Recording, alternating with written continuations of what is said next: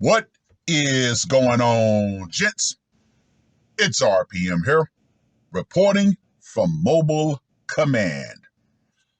Gentlemen, I think we can be in agreement with what I'm getting ready to say regarding these Democratic strongholds and how crime has absolutely skyrocketed out of control. We all know this. The barbarians have thoroughly been unleashed in these Democratic strongholds.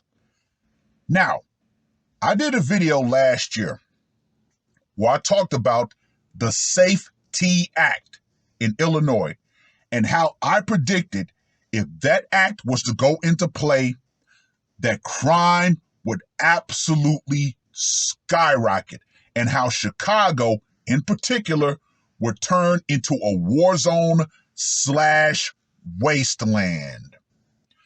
Gentlemen, I think we can all agree that my prediction was 1,000% correct. Now, there have been many articles coming out talking about the crime rate, how bad it is. I want to focus on this particular article that was published by The Root. And if you don't know what The Root is, it is an overwhelmingly black feminist publication. And if there are any males that work there, they are as zesty as ranch dressing. Now, this article was published on the 14th of June. Quote unquote, why is this happening to black women in Chicago? Really? Really?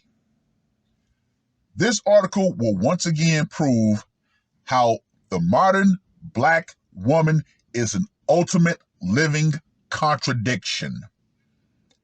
Crime was one of the major issues of the 2022 midterm elections, with 61% of registered voters saying violent crime was quote unquote very important when deciding who to vote for, according to data from Pew Research.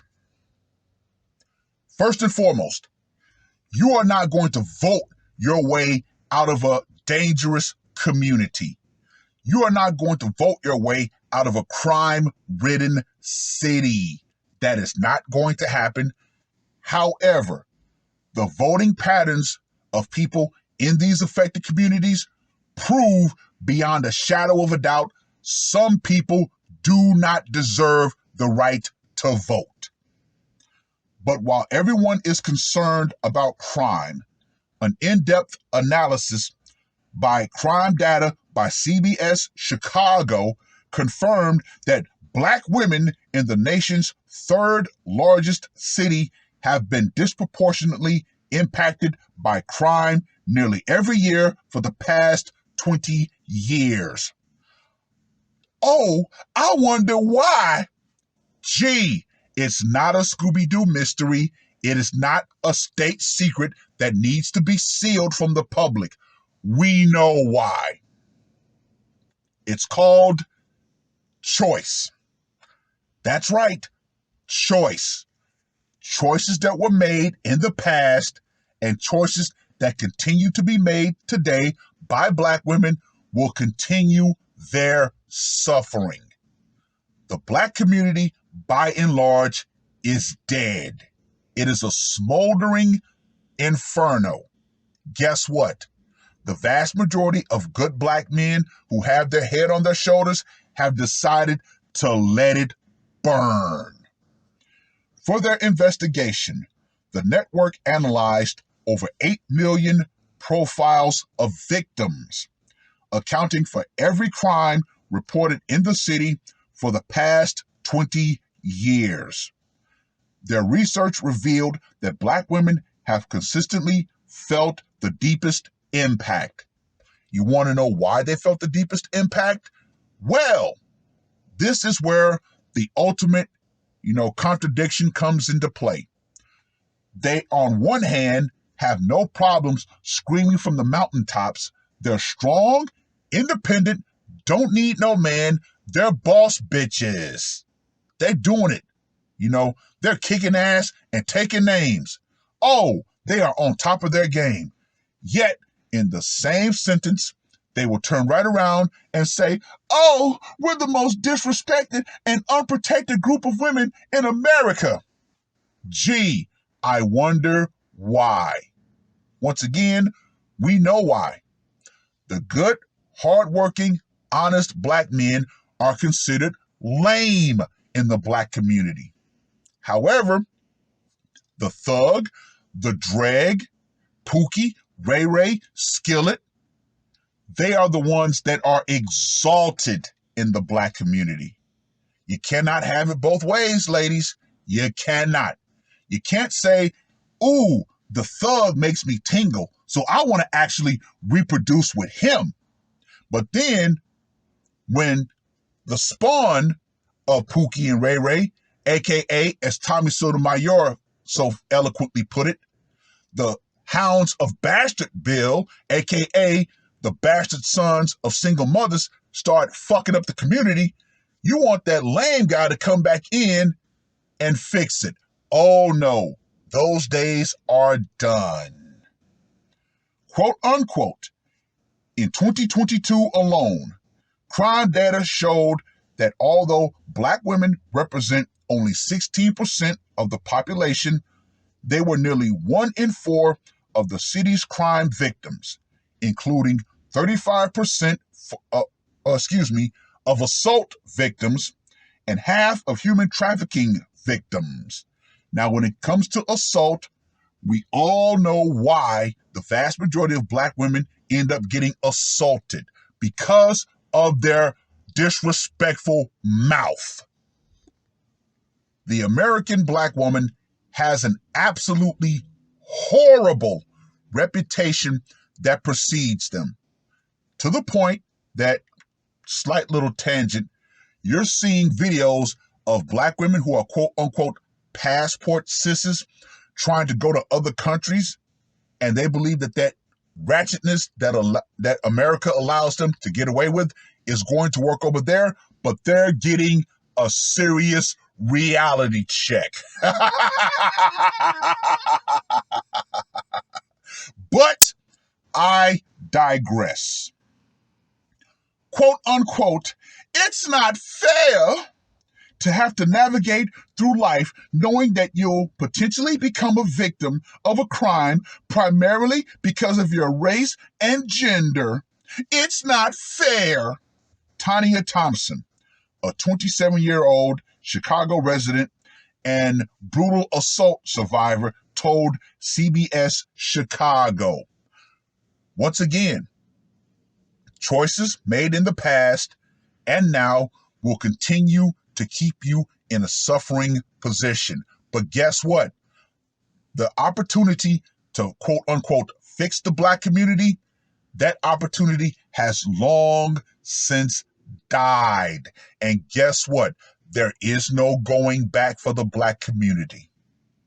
Geneva Brown, professor of criminology at DePaul University, is not surprised by the findings and cites factors like government work requirements for food-assisted benefits as major contributors to the disturbing crime rate. Yeah, no. That might be a small contributor. However, we know what the major contributor truly is: the dual mating strategy. These black women have said they love criminals. They love the thug. They love the drug dealer. And guess what? They decide to reproduce with the worst of black men. But then, as time goes on, little Quintrarion and Glocktorius grow up and they decide to start shooting up the neighborhood. Now, all of a sudden, oh my God, black women are the most victims of crime. Yeah, it's called proximity. But once again, the good black men will run out of the black community. And guess what? The thugs, the dregs, the worst of black men, They are exalted in the Black community. How can you fix a community that revels in dysfunction? You can't. Quote unquote. There's the perception and demonization of poverty and the feminization of poverty. Some women have to work, and so they get jobs where they can. Sometimes it's third shift. Not everyone's able to work in an office, she said. Quote unquote, they're out at times when there's not a lot of police presence, and they're out there alone on the bus stop, or they're riding the red line alone. Once a damn again, this is all self-inflicted. The good, hardworking, productive Black men who would have actually made a safe community, they were run out. Remember, guys like that are lame. The blue-collar worker is lame. Now, I find the use of the word lame to show you just how dumb the Black community truly is. Oh, you're lame. Oh, I'm going to call you a name. I'm going to make you feel bad. Now, there's something that I find extremely disturbing. The fact that you have some Black people and Black men who will say that if a Black man, to be specific, if a Black man is lame in America, then that Black man is going to be lame in another country. Yeah, no. In my humble opinion, that is more gaslighting. To try to say that, yes, you're a Black man, so you can't escape from yourself. You're going to be lame in America. You're going to be lame everywhere else. Yeah, no. From personal experience, in my 20 years overseas in the Navy, I've seen guys who would be considered lame in America go to different countries and actually kill it. Why? Because they changed their environment. Yeah. So that's another topic for another time. But once again, I find that to be nothing more than more gaslighting. Period. Point blank. Addressing the issue of violent crime will be a top priority for newly elected Mayor Brandon Johnson. We've seen the utter failure of this guy. He is the perfectly installed puppet to allow everything to go completely and totally to hell in a handbasket. Quote unquote, we don't want our story to be that Chicago became so traumatized by violence and despair that our citizens felt no other choice but to leave, he said when he took office in May. That will not be our story. Not on my watch. Far too little, far too late. Now, let's quickly go into the foundation that actually destroyed the Black community. Welfare and feminism. Oh, yeah. Oh, yeah. There were Black women back in the day who said that Black women should not take on welfare. It is going to ultimately destroy us.